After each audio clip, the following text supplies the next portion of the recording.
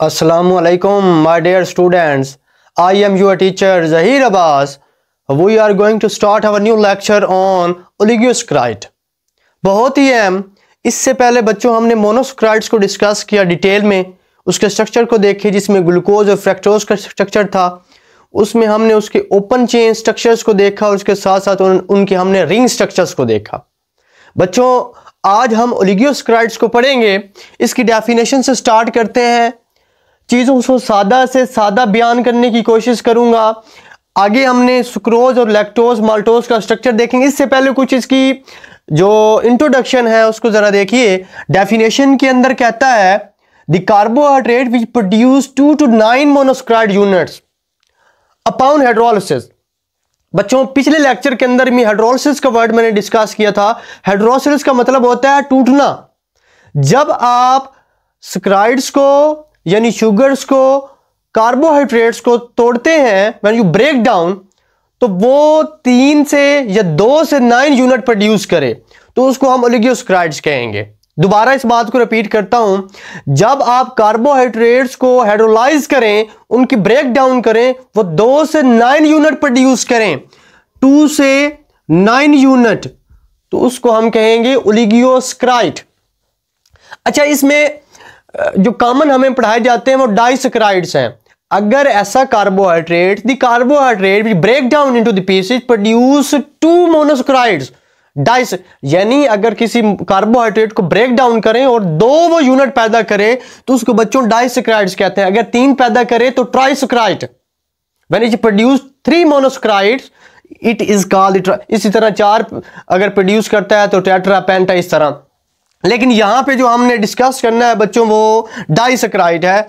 इसकी एग्जांपल के अंदर लैक्टोज माल्टोज सैकरोज है। बच्चों बार बार मैं इन तीनों वर्ड्स को याद करवाने की कोशिश करूं तो example of the disaccharides lactose maltose सैकरोज।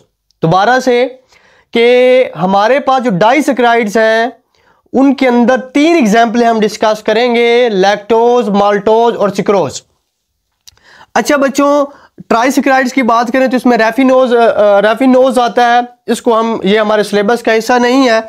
देखिएगा, डाइसैकराइड्स विच गिव 3 मोनोसैकराइड यूनिट, यानी वो कह रहा है कि डाइसैकराइड्स वो होते हैं जब इनकी हाइड्रोलिसिस की जाती है। वही वर्ड दोबारा आ रहा है कि जब आप इसकी ब्रेक डाउन करते हैं कार्बोहाइड्रेट की, when we break down a carbohydrate into the 3 pieces, 3 monosaccharide units is trisaccharide. When break down into 2 is called disaccharide. यहां पे 2 की बात हो रही है, you have to put here 2 monosaccharide units are called the disaccharides. इसमें इसकी occurrence की बात करें, उसके यूजेस की बात करें तो ये कहां पे पाए जाते हैं। शुगर कैन के अंदर, गन्ने के अंदर मौजूद होते हैं, इसके अंदर मिल्क के अंदर। मैं इन तमाम की यानी लैक्टोज माल्टोज सैकरोज तमाम की एक थॉरली बयान कर रहा हूं कि ये कहां प्रेजेंट होते हैं। शुगर बीड्स के अंदर मौजूद होते हैं, पाइन एप्पल फ्रूट्स के अंदर हैं, मैंगो के अंदर होते हैं, हनी के अंदर ये प्रेजेंट होते हैं। इसके साथ साथ ये हमारे पास कॉफ़ी में मौजूद होते हैं, एप्रिकॉट ये भी फ्रूट है, मिल्क जैम्स और जेली के अंदर प्रेजेंट होते हैं। मैं डाइसैकराइड को दोबारा बयान करता हूं कि कार्बोहाइड्रेट जिसको आप ब्रेक डाउन करें तो वो 2 मोनोसैकराइड यूनिट दे। और इसमें जो मेन एग्जाम्पलें हैं वो लैक्टोज माल्टोज और सैकरोज हैं। अच्छा, हम स्ट्रक्चर की तरफ जाते हैं। किसका? Sorry, the date one is sucrose. अच्छा, सैकरोज जो होता है ये 2 चीजों से मिलकर बना होता है, glucose fructose, glucose and fructose. इसके बाद लैक्टोज जो है ग्लैक्टोज प्लस ग्लूकोज का, माल्टोज ग्लूकोज प्लस ग्लूकोज का। दोबारा से इस बात को रिपीट करता हूं, जो सैकरोज होता है ना बच्चों, सैकरोज वो एक ग्लूकोज यूनिट और प्लस फ्रैक्टोज का मिलकर बना होता है। आगे लैक्टोज की बात करें तो एक ग्लैक्टोज प्लस ग्लूकोज, और जो हमारे पास माल्टोज है ग्लूकोज प्लस ग्लूकोज होता है। सैकरोज की हम बात करते हैं। अच्छा, सैकरोज के अंदर हमने कहा कि 2 चीजें मौजूद होती हैं, एक ग्लूकोज और एक हमारे पास fructose. This is the glucose, this is fructose. अच्छा, बार बार कहूंगा कि सैकरोज 2 चीजों से मिलकर बना होता है, एक हमारे पास ग्लूकोज होता है और एक हमारे पास फ्रैक्टोज होता है। जो हमारे पास ग्लूकोज होता है ये 5 कार्बन इसके अंदर मौजूद होती हैं और इसके अंदर 4 कार्बन मौजूद होती हैं।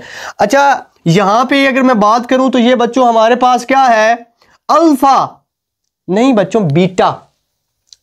ये कैसे पता चलता है? अगर ये OH नीचे हो तो ये अल्फा होता है, अल्फा डी ग्लूकोज। अगर ये ऊपर हो तो इसको बीटा डी ग्लूकोज कहते हैं।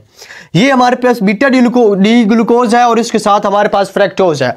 यहां पे देखिए OH है और OH है, इनके दरमियान बॉन्ड बनेगा in the removal of water. तो यहां से देखिए कि वाटर रिमूव होगा तो इनके दरमियान जो बॉन्ड बनेगा वो बच्चों बॉन्ड कहलाएगा ग्लाइकोसाइडिक बॉन्ड। दोबारा यहां पे लिखता हूं, यहां से O और यहां पे ये कुछ ऐसे इनके दरमियान बच्चों बॉन्ड बन चुका है, इसको आप ग्लाइकोसाइडिक बॉन्ड कहते हैं। और ये जो हमारे पास चीज बनी है, ये जो स्ट्रक्चर बना है दोनों यूनिट्स के कंबाइन करने से, this structure is called sucrose, structure of sucrose. जो बॉन्ड बना है उसको हम ग्लाइकोसाइडिक बॉन्ड कहते हैं। जब मोनोसैकेराइड यूनिट्स आपस में कंबाइन करते हैं तो उनके दरमियान बनने वाला बॉन्ड ग्लाइकोसाइडिक बॉन्ड होता है। और जब ग्लूकोज और फ्रैक्टोज आपस में कंबाइन करते हैं तो वो बच्चों बनाते हैं क्या हमारे पास? सुक्रोज। अच्छा, आगे लेके चलता हूं। ये स्ट्रक्चर बच्चों हमारे पास ये एक ग्लूकोज है और एक हमारे पास ग्लूकोज है। मैं माल्टोज पहले पढ़ाऊंगा। माल्टोज को देखिएगा, ये हमारे पास OH यहां से वाटर का मॉलिक्यूल रिमूव हो जाता है तो इनके दरमियान बॉन्ड बन जाता है। क्या बन जाता है बच्चों? बॉन्ड। और ये भी ग्लाइकोसाइडिक बॉन्ड होता है। और ये जो हमारे पास कंपाउंड बना है, जो मॉलिक्यूल बना है, इसको बच्चों हम माल्टोज कहते हैं। Glucose plus glucose is called maltose. Glucose का एक यूनिट दूसरे ग्लूकोज के यूनिट के साथ कंबाइन करता है। कैसे? Glycosidic bond. अच्छा, यहां से एक वाटर का मॉलिक्यूल रिमूव हो रहा है, ये कौन सा रिएक्शन होगा? कंडेंसेशन रिएक्शन होगा। जब दो मॉलिक्यूल आपस में कंबाइन करें, एक छोटा मॉलिक्यूल वहां से रिमूव हो जाए तो this reaction is called the condensation. तो ग्लूकोज और ग्लूकोज के दरमियान, अच्छा जो लैक्टोज है वो भी सेम इसी तरह है। देखिएगा, मैं दोबारा इसको रिमूव करके अपनी बैक पोजीशन जो ओरिजिनल हालत थी उसमें आता हूं। यहां पे बच्चों हमारे पास ग्लूकोज था और यहां पे ग्लूकोज था। इसको बच्चों अल्फा ग्लूकोज कहते हैं। अगर यहां पे बच्चों बीटा डी ग्लूकोज मौजूद हो, इसको बच्चों अब ये ग्लूकोज नहीं रहेगा, इसको आप ग्लैक्टोज कहेंगे।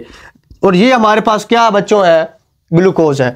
ग्लैक्टोज और ग्लूकोज के दरमियान जो बॉन्ड बनने वाला कंपाउंड होता है वो हमारे पास लैक्टोज होता है। यहां पे देखिएगा, यहां से वाटर का मॉलिक्यूल रिमूव होगा और इनके दरमियान बच्चों बॉन्ड बन जाएगा। ये बॉन्ड भी यानी बार बार लिखने की जरूरत नहीं है। जो मोनोसैकेराइड यूनिट्स के दरमियान, कार्बोहाइड्रेट्स के मोनोसैकेराइड के यूनिट के दरमियान जो बॉन्ड बनेगा वो ग्लाइकोसाइडिक बॉन्ड कहलाएगा।